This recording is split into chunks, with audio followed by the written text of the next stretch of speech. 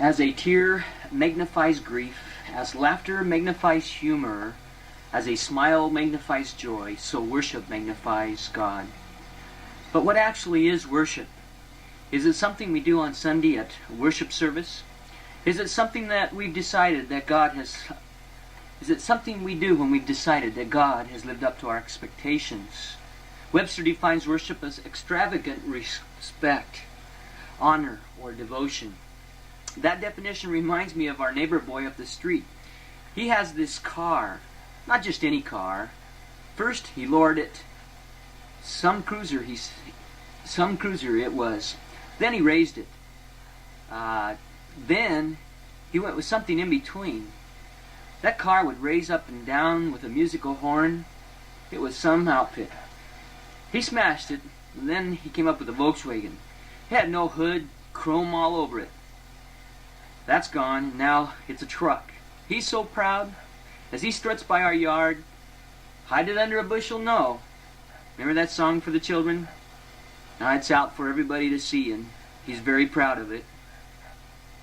And it's just not on display on Sunday. He doesn't cover it during the week. Man, it's out there, and it's shining as it goes by. If it isn't cars we love, honor, or cherish, it's sports. You know, Monday Night Football. This year, Biola's basketball team was probably its second best ever team, other than the 39-1 team that our own Don Hockman played on a few years back. They called themselves the Time. They had nicknames of the guys. They had the Prime Time. He was on time, or Past Time. Cool Time. Mr. Cool Time was really with it. Or there's the guys behind time all the time, etc. They captured the heart and devotion of our campus this year. It was really exciting. The school paper ran as an average 3 pages weekly on these campus heroes. The students organized themselves into the Red Wave. They sold t-shirts. You weren't in if you didn't have your Red Wave t-shirt. They jammed the gym weekly. As a wrestling loyalist, it kind of made us a little jealous. Our national championship team was the best kept secret in town. We were training just as intensely. Why weren't we surrounded with this adoration?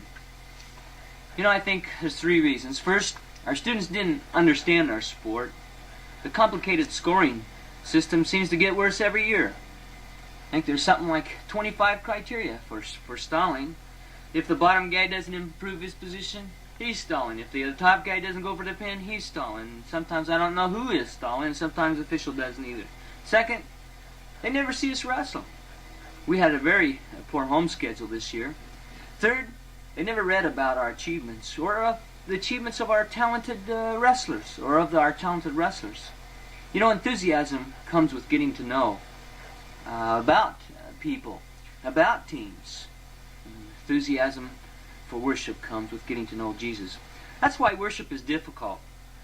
This brings us to mind an incident up at Stanford this year. One of our wrestlers, being friendly as always, introduced himself to an individual in the gym. He said his name was Dave Schultz. Our wrestler said, what year in school are you? Dave said he graduated, and our wrestler says, what do you teach here? Well, Dave Schultz is a recent gold medalist for the USA and present Stanford assistant coach.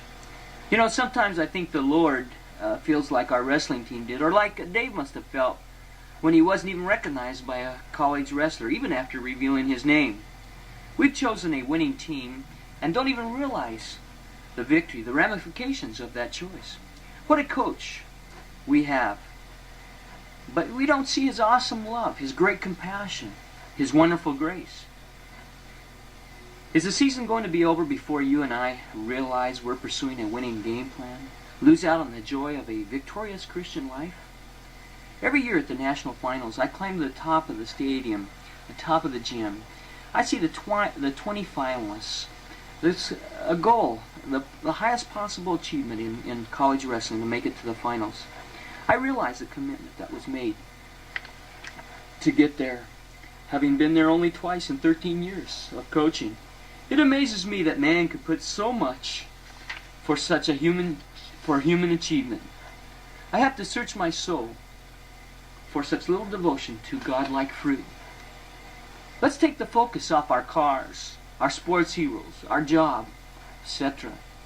If worship is not happening among God's people today, it is because we have shaped our concept of God to fit our own understanding in every circumstance. When a believer allows himself to be confronted by his God, he will worship. God rightly perceived will always be a God too big in his forgiveness, too big in his love, too big in his judgment, too big in his grace. Enthusiasm to worship, to give God enthusiastic, extravagant respect, honor, and devotion comes from knowing who we serve.